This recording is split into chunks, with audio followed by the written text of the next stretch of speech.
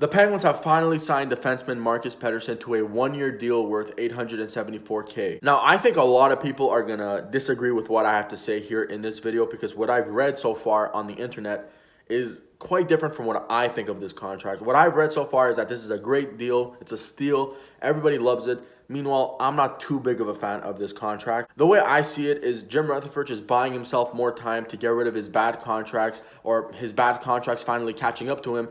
He has no cap space, so the only thing he could have done was this one-year deal at $800K. When there was reports coming out earlier in the summer that they were trying to do a 3-4 year deal worth $2.5 to $3 million per season. I just hope Jim Rutherford has a plan. I just hope he didn't give him a one-year deal because of what I said. He's just trying to buy himself more time to try and unload his bad contracts. I hope he has a plan and he did this for a reason, because if you guys don't know, the Penguins are going to have quite the busy offseason next year. They have to re-sign Matt Murray, Jared McCann, Dominic Cahoon, Dominic Simon, Justin Schultz, Alex Galchenyuk, and now Marcus Pettersson. Most of those guys that I mentioned, if not all, are going to want raises next year, especially Marcus Pettersson. And I was seeing a ton of Penguins fans liking this deal, saying it was a steal, and I was just scratching my head. I don't get how this is. Yes, it's a steal right now, $800K. If you look at it right now, that's a steal, but it's 1 year. So when next year he has a way better year and he can ask for $3-4 million, it won't look like a steal. You get, like, that's my mindset here.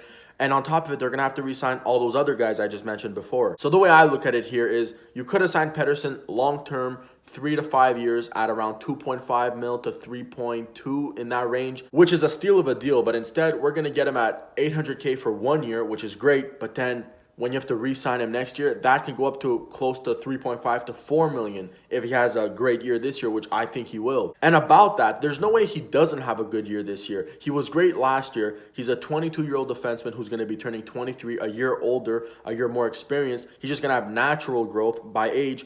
And the fact that he knows the system now, he's not coming into him being new. He's coming in from game number 1, knowing the team, knowing the players, knowing the coaching staff. And the main thing people were telling me on Twitter was the Penguins didn't have enough cap space to give him that, 2.5, 3 million longer term deal. So they had to settle for this. And yes, I totally understand that they don't have cap space. That's not why I'm mad. I'm mad here because they had the cap space. And you know what they spent it on? A bottom 6 winger who's going to be here for the next 6 years. I don't know. This contract just scares me a little. I guess that's why I'm freaking out. I just hate giving one-year deals to young players, to RFAs.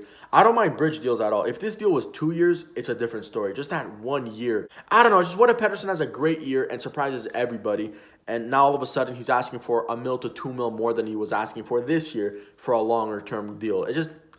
This is just the inner GM me freaking out, right? We all do it at times. I'm not reacting as a fan. I'm reacting as the inner GM. I know it's quite stupid of me to do. Anyways, I've been kind of negative this entire video. So let me try and look at the positives of this deal. I don't know. Let's say in Jim Rutherford's head, he thinks this is the last year the Penguins are going to have of contention.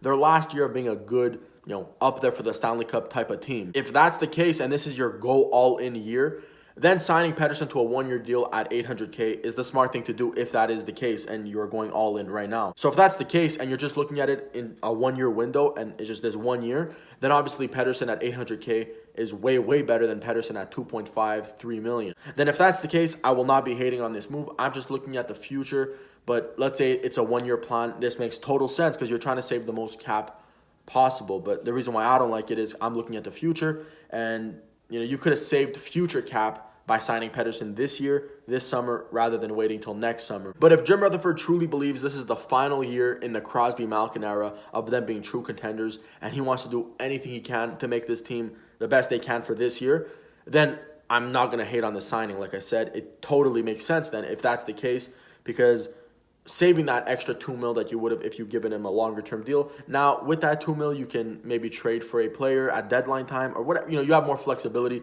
to give your team the best chance possible for a Stanley Cup. I'm sure you guys get it though. I'd love to hear your thoughts in the comments. I know a lot of you guys are going to disagree with me, but I'd love to hear why. We don't need to go at each other like in a hateful way. Just tell me why you disagree, and we can have some good conversations in the comments. Anyways, but thank you for watching. Training camp starts tomorrow, I believe, if not sometime this weekend.